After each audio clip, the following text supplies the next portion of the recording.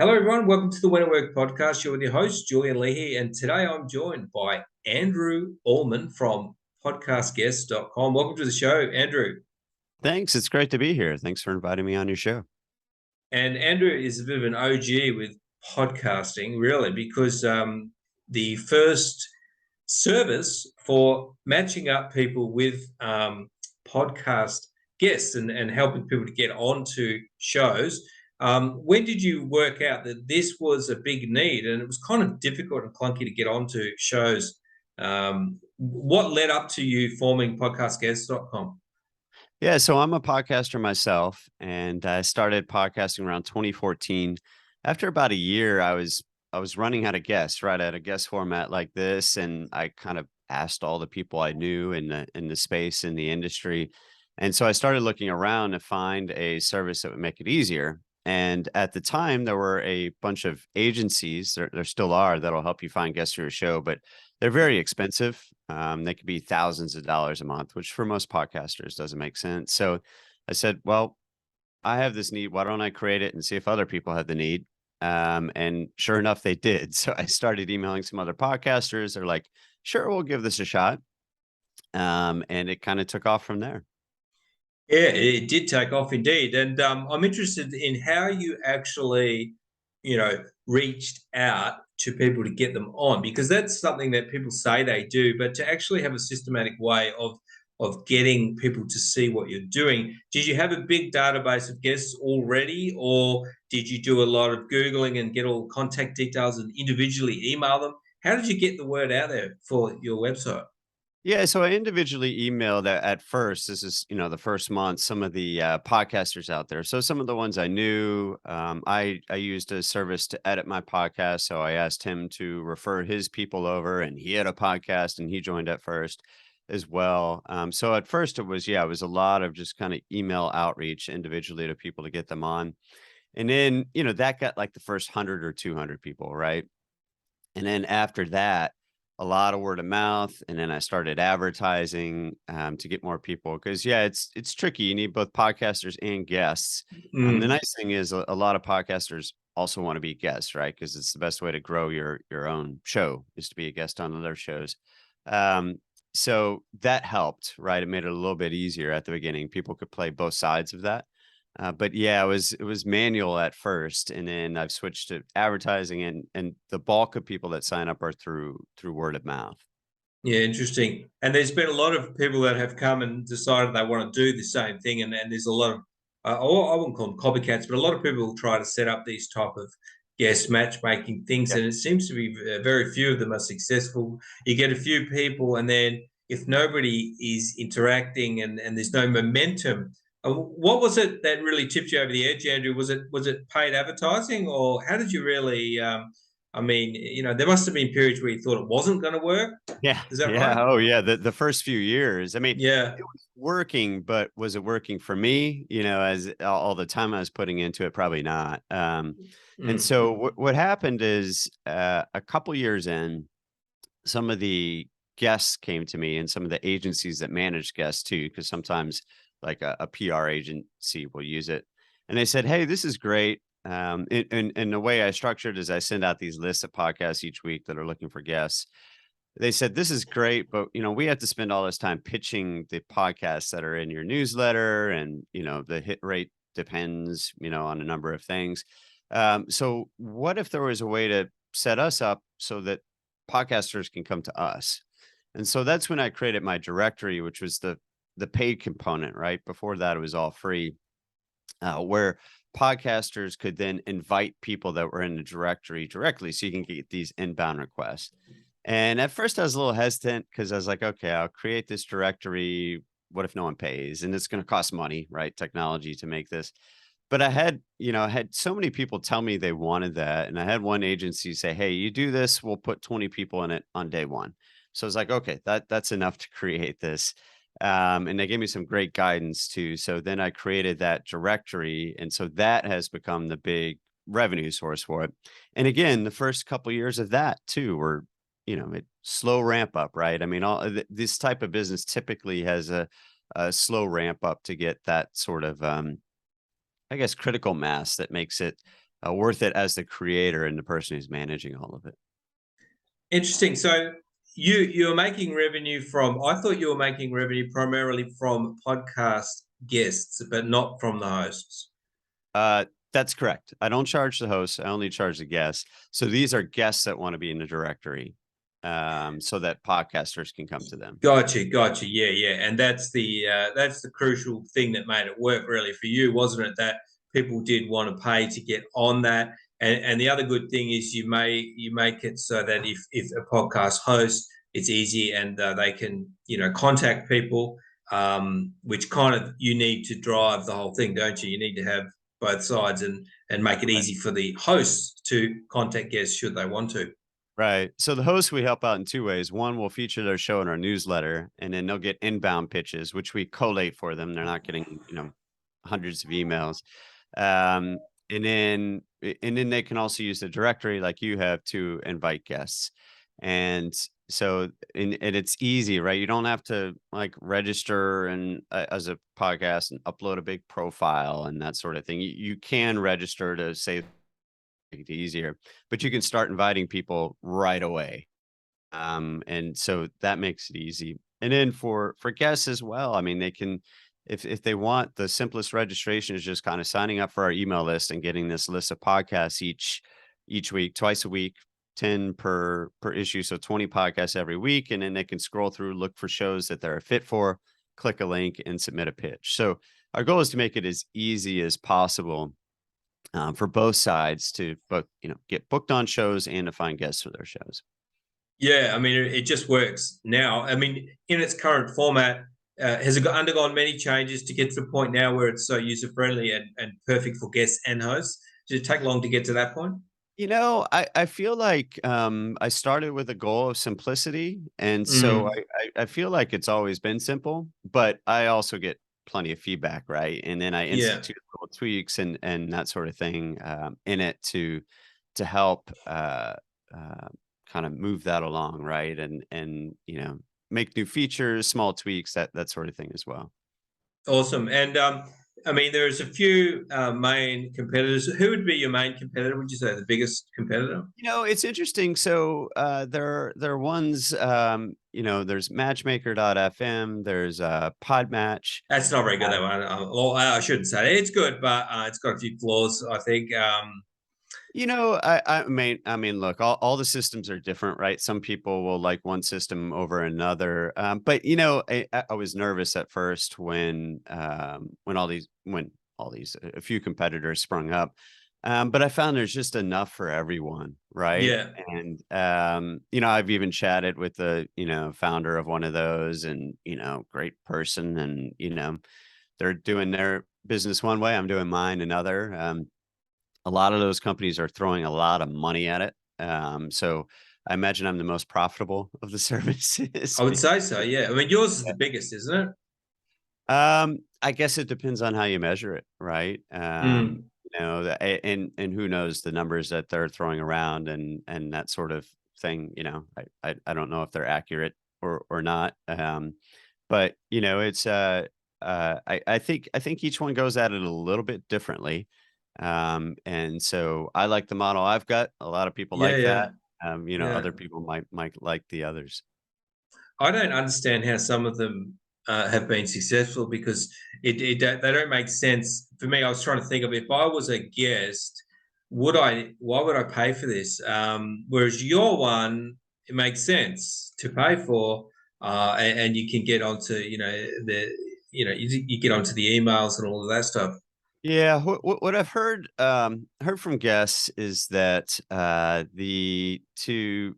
if you want inbound requests without having to do any pitching, they find my service to be the best, right? So they found on others they have to do the outbound. So our free service, you do pitching, right? You have to pitch through to the podcast and the email. If you do the paid, you can still do that, and I'd encourage you to do that when relevant podcasts come up. But you can also get these inbound requests. So what I've heard from people is that on the other platforms, they don't get the inbound requests unless they do the outbound, basically.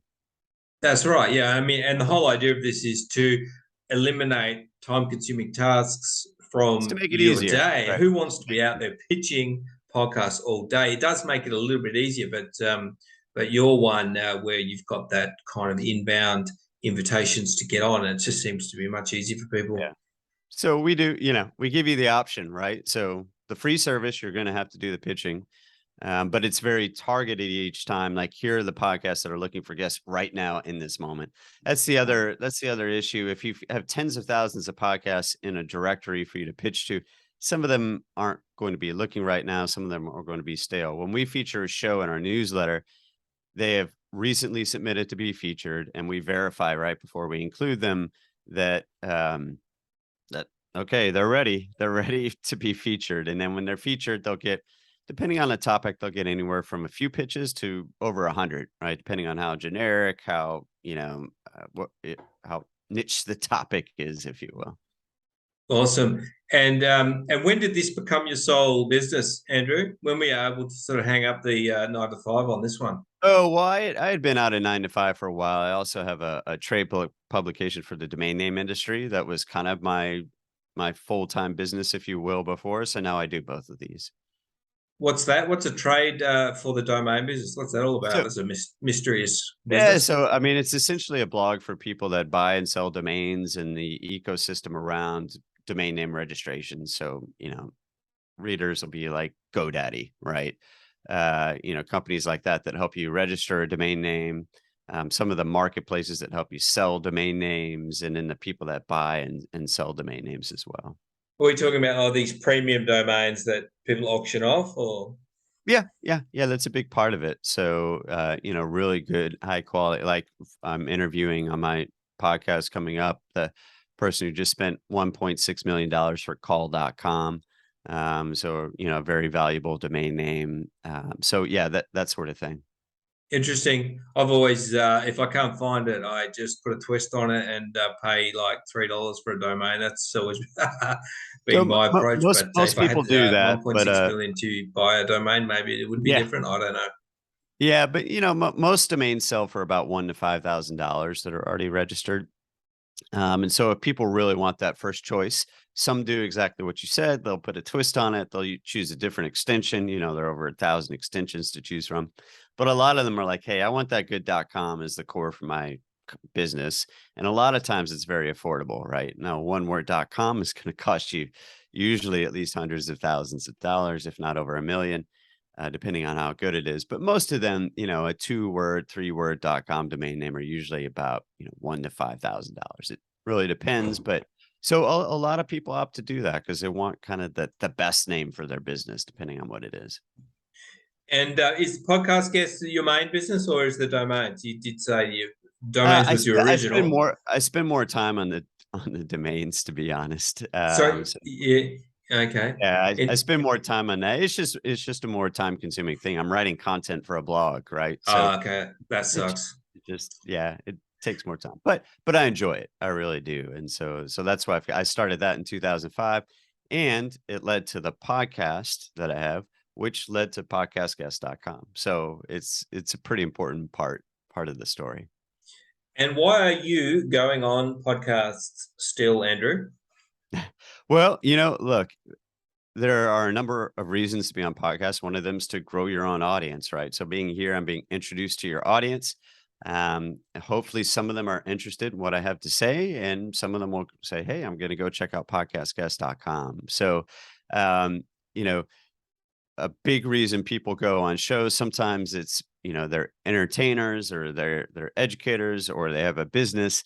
And hopefully they aren't just pitching their product or service, but it's a good way to kind of grow their audience. So yeah, and I'll give you an example. I was listening to a podcast, and the person who was a guest was saying things that were just really, really educational. He's dropping lots of knowledge. I loved it. And at the end, he's like, oh, if you like what we talked about today, you can come check out my show. And he gave the name of that show. So I was like, hey, I'll check that out. I subscribed to that.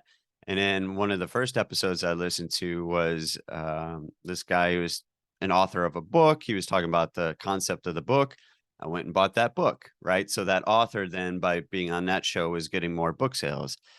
So there are lots of reasons to be a guest on shows. And I think a lot of people have realized it's a great part of kind of your overall strategy for either your personal branding or business marketing. And one important thing you did mention was not just turning it into a pitch fest, which I hate it when people are holding up a book like 5 times in an interview. Right. It's not really what it's all about, is it? Yeah, no, my attitude is the more you give on the show, the more you'll get out of it in the long run. And so just be there to educate or entertain, depending on what your background is. And then the rest will follow is kind of my attitude behind it. And having been guesting for since what 2000, how long have you been guesting for? Have you got any metrics on how it's helped your business? It's a bit hard to measure, isn't it?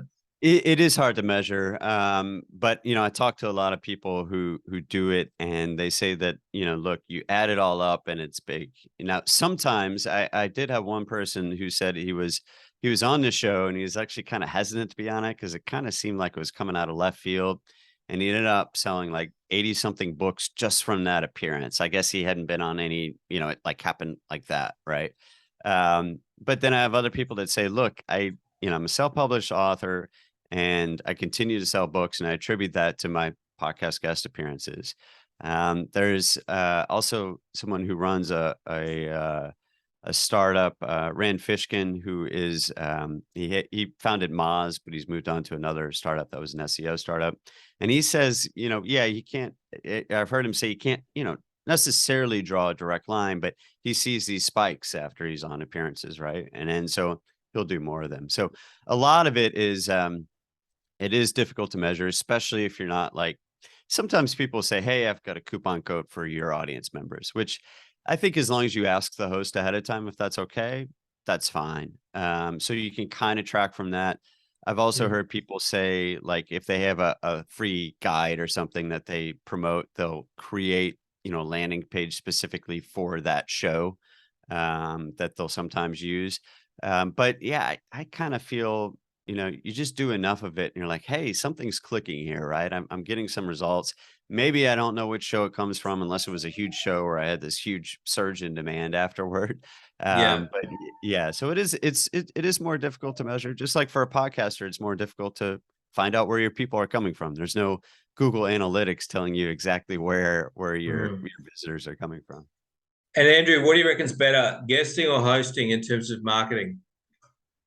Well, I think people should start with guesting because hosting, as you know, Julian, is a lot more work. It's a lot more managing, all these schedules, finding guests if you're doing guests, that sort of thing. So I recommend people start with the guest side, but then if they like it, if they enjoy it, I would say start a podcast because then you are kind of in a driver's seat and some benefits you get as a podcaster. Uh, everyone has a different model behind it, but most people are trying to grow their audience, right? Or in some ways their business, right? As a podcaster. And so once you start having, you can have some guests on that maybe you end up having a business relationship later, or, you're growing Mm. your network and that guest is hopefully sharing their appearance with their network. So you're getting introduced to their network as well. But it is a lot of work, which is why I recommend, try being a guest. If you like that, if you find it interesting, then you can start your own podcast because it is a lot of work and it is a commitment. And then if you are a podcaster, you also need to be a guest on other shows because again, that's the number one way to grow your show, right? Is to be a guest on other shows as well. Yeah, that's something I've probably got to do, but I just flat out with everything else. But I don't want to take on any more tasks. There are a Yeah. lot of ways that you can simplify things and make things easier. That's what I'm trying to do with everything. And Right. like your service is one of those, so it takes care of the getting on shows thing, really. And that's good, Andrew. I think I'm going to wrap it up. We've been Yeah. gone through some good stuff. So that's Andrew, the CEO of Podcastguest.com, which I think is probably the best one of its kind and the original. Thanks for coming on the show, Andrew. Thank you. It was a pleasure. All right, I'm going to wrap it up. Thanks, everyone, for listening and watching, and I'll see you very soon on another episode. I'm getting a bit thrown by the lag. Oh, All right, thanks, Andrew. Hope that was acceptable for someone of your experience in yeah. podcasting. Yeah, it was good. Thanks. You're probably going, "Wow, that was shit." No.